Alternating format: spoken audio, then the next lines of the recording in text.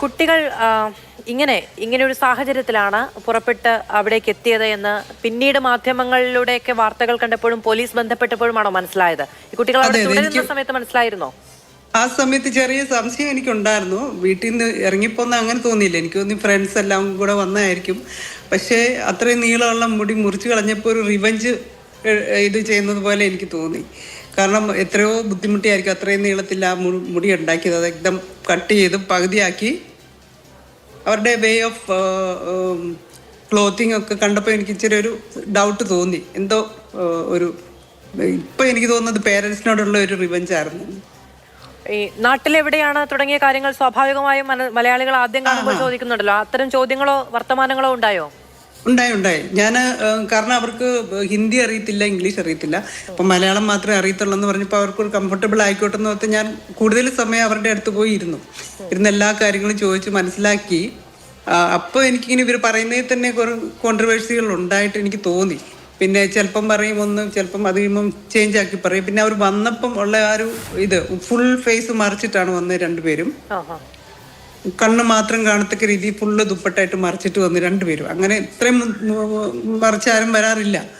അതും തോന്നി. പിന്നെ എന്തൊക്കെയോ ഒരു സംശയങ്ങൾ എനിക്ക് തോന്നിയായിരുന്നു. പിന്നെ ഞാൻ ചോദിച്ചു വന്നപ്പോൾ എനിക്ക് തോന്നി ഇവർ കള്ളമാ പറയുന്നേ. കാരണം കല്യാണത്തിന് ഇടുന്ന ഡ്രസ്സ് ഏതാന്ന് ചോദിച്ചപ്പോഴത്തേനും പാൻറ് ഷർട്ട് എന്ന് പറഞ്ഞപ്പോൾ ഞാൻ പിന്നെ ഏത് ജാതിക്കാരുടെ കല്യാണം, ആരുടെ കല്യാണമെന്ന് ചോദിച്ചപ്പോൾ അതറിയത്തില്ല, ഉള്ളി ജസ്റ്റ് ഇൻസ്റ്റാഗ്രാം ഫ്രണ്ടാണ്, അങ്ങനെയൊക്കെ പറഞ്ഞപ്പോൾ എനിക്ക് ഇച്ചിരി കള്ളം പോലെ തോന്നിയായിരുന്നു. പിന്നെ ഞാൻ ഓർത്ത് ചിലപ്പം നമ്മുടെ അടുത്ത് പറയേണ്ടതായിട്ട് പറയുന്നതായിരിക്കും. ഫ്രണ്ട്സ് എല്ലാം കൂടി ഞങ്ങളുടെ ഫ്രണ്ട്സ് ഇപ്പൊ വണ്ടിയായിട്ട് വരും എന്നൊക്കെയാണ് പറഞ്ഞത്. ഈ കുട്ടികളുടെ അടുത്ത് ഒരുപാട് പണം ഉണ്ടായിരുന്നു എന്ന തരത്തിലുള്ള വാർത്തകളുണ്ടല്ലോ, അങ്ങനെ ഉണ്ടായിരുന്നോ? ഒരുപാട് നമുക്ക് എത്രയുണ്ടെന്ന് അറിയത്തില്ല. പക്ഷെ നമ്മളിപ്പം ആരോടെങ്കിലും ചാർജസ് പറയുമ്പോൾ അവരൊരു ഡിസ്കൗണ്ട് ഒക്കെ ചോദിക്കാറുണ്ട് നോർമലി. ഇതിപ്പോ ആ കൊച്ചു പറഞ്ഞു കുഴപ്പമില്ല, ഞങ്ങൾക്ക് എത്രയാണേലും കുഴപ്പമില്ല അങ്ങനെ പറഞ്ഞു. അതൊന്ന്. പിന്നെ പേയ്മെന്റ് ചെയ്യുന്ന സമയത്ത് പേഴ്സ് തുറന്നപ്പം അതിനകത്ത് 500 ബണ്ടിൽസ് ഉണ്ടായിരുന്നെന്ന് എൻ്റെ മാനേജർ പറയുന്നുണ്ട്. അപ്പം ഇതെല്ലാം കഴിഞ്ഞപ്പം നമ്മളതൊന്നും ശ്രദ്ധിക്കാറില്ല. പക്ഷേ ഇതിപ്പോൾ ഇങ്ങനെ ഇത് വാർത്തകളൊക്കെ വന്നു കഴിഞ്ഞപ്പം അവർ പറഞ്ഞു ആ പിള്ളേരുടെ ഇഷ്ടം പോലെ പൈസ ഒക്കെ ഉണ്ടായിരുന്നു മാഡം എന്ന് പറഞ്ഞു. ഈ പോലീസ് ഈ വിവരം ആദ്യം അന്വേഷിച്ചത് എങ്ങനെയാണ് ശ്രീമതി ലൂസി? ആദ്യമേ അവര് എന്നെ വിളിച്ചിട്ട് ഇങ്ങനെ ചോദിച്ചു, 2 കുട്ടികൾ അവിടെ വന്നിട്ടുണ്ടോ എന്തെങ്കിലും ചെയ്യാൻ. ഞാൻ പറഞ്ഞ വന്നിട്ടുണ്ട്, അവരിവിടെ മുകളിൽ ഇരിപ്പുണ്ട് എന്ന് പറഞ്ഞു. ആക്ച്വലി ഞാൻ അവരോട് മുകളിൽ ഇരിക്കാൻ പറഞ്ഞായിരുന്നു. ഞാൻ അറിഞ്ഞില്ല അവര് ഇറങ്ങിപ്പോയ കാര്യം. ഓക്കെ, ഞാൻ ഇരിക്കാൻ പറഞ്ഞു. പക്ഷെ ഞാൻ ഇന്നിപ്പം വീണ്ടും CCTV ചെക്ക് ചെയ്തപ്പം അപ്പോഴാണ് എല്ലാം എനിക്ക് ക്ലിയർ ആയിട്ട് മനസ്സിലാവുന്നത്. ഞാൻ ഫോൺ ചെയ്തു പറഞ്ഞ് ഫോൺ വെക്കുകയും ആ കൊച്ചു മോളിൽ നിന്ന് മറ്റേ കൊച്ചിനെ വിളിച്ച് 2 പേരും ബാഗ് എടുത്ത് ഓടുക ചെയ്തേ.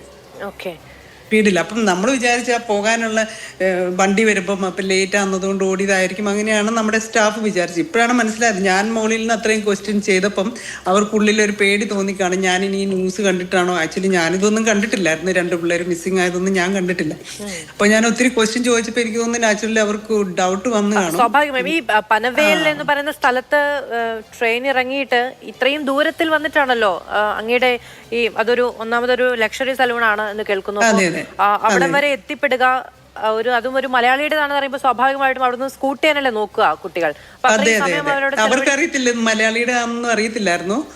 പിന്നെ അത് കഴിഞ്ഞ് പിന്നെ ഞാനിങ്ങനെ കാര്യങ്ങളൊക്കെ ചോദിച്ചു വന്നപ്പം ഓട്ടോമാറ്റിക് ആയിട്ട് അവരുടെ വായിന്ന് വീണ് അവര് എവിടെയാ മഞ്ചേരി, ഏതായിരുന്നു സ്ഥലം? മഞ്ചേരിയോ മലപ്പുറം ആണെന്നൊക്കെ പറഞ്ഞപ്പോൾ ആ ഭാഷ കേട്ടപ്പോൾ ഞാൻ ചോദിച്ചു മുസ്ലിംസ് ആണോ അങ്ങനെയൊക്കെ ചോദിക്കുന്നതിൽ ഞങ്ങൾ ഹിന്ദുസാ എന്നും പറഞ്ഞു.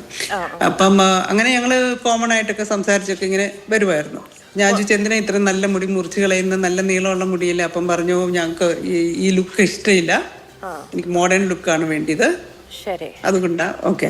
അപ്പൊ എനിക്ക് ഇതെല്ലാം കേട്ട് കഴിയുമ്പോൾ എനിക്ക് തോന്നുന്നു, കാരണം അവരുടെ വീട്ടിൽ ഈ മുടി മുറിക്കാനോ ത്രെഡിങ് ചെയ്യാനോ ഒന്നും അനുവാദം ഇല്ലായിരുന്നു എന്നൊക്കെ കേൾക്കുന്നുണ്ട്. ശരിയാണോ എന്ന് അറിയത്തില്ല. അപ്പൊ അതിനൊക്കെ ഉള്ള ഒരു റിവെഞ്ച് പോലെ എനിക്ക് തോന്നി ഇവിടെ വന്ന് ഈ കൊച്ചുങ്ങൾ ചെയ്തതേ. കാരണം പേരൻസ് എന്തും ബുദ്ധിമുട്ടിയായിരിക്കും അത്രയും ആ മുടി ഇത്രയും വരെ നീട്ടി വളർത്തിയതൊക്കെ. അപ്പം അതായത് അവരെന്ത് പറയുന്ന അതിന് ഓപ്പോസിറ്റ് ആയിട്ട് ചെയ്യണം എന്നുള്ള ഒരു എന്തോ മെന്റാലിറ്റി ആ പിള്ളേരുടെ മനസ്സിൽ വന്നിട്ടുണ്ടെന്ന് തോന്നുന്നു. ഫ്രീഡം വേണം, അങ്ങനെ എന്തോ ആയിരിക്കാം. അവരുടെ വേ ഓഫ് ഡ്രസ്സിങ്ങും അങ്ങനെയായിരുന്നു. ഷോർട്ട് പാൻ്റ് ഒക്കെ ഇട്ടുകൊണ്ടാണ് വന്നത്. യൂഷ്വലി കേരളത്തിൽ അതൊന്നും ഇടിക്കത്തില്ലല്ലോ കൺസർവേറ്റീവ് ആയിട്ടുള്ള പേരൻസ്.